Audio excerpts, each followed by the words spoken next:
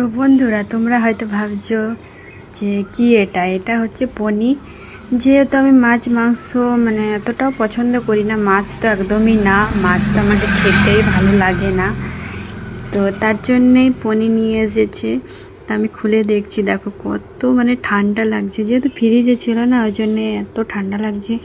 তাই আমি বলছি এত ঠান্ডা যে আর যেহেতু একদম শক্ত হয়ে গেছে, এরপর আমি এই জামের মধ্যে রেখে দিলাম, তারপরে পিস পিস করে কাটবো।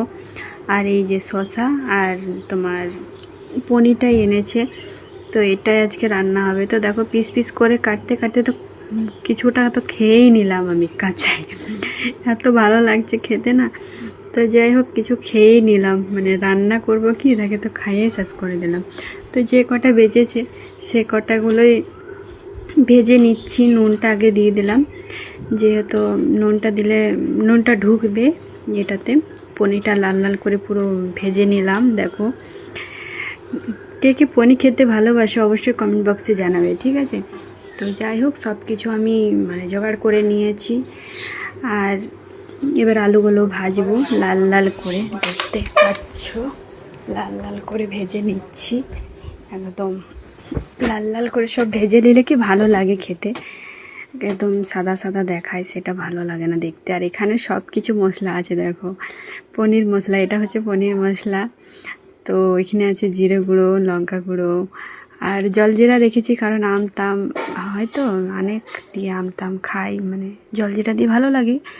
তো যাই হোক সব কিছু দিয়ে দিলাম মশলাপাতি।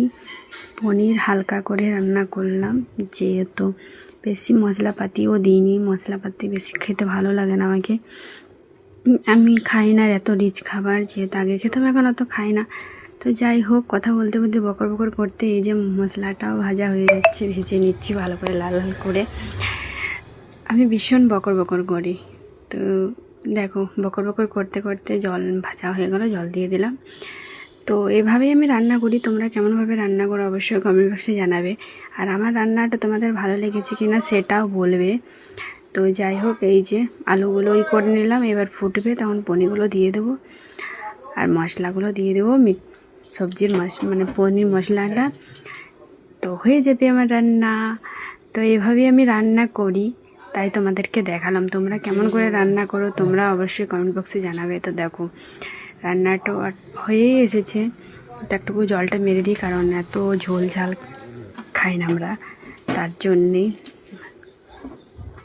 তো দেখে নাও এভাবে রান্না করলাম। তো অবশ্যই নেক্সট ভিডিওতে দেখা হবে, আর ভালো লাগলে লাইক শেয়ার করে দিও।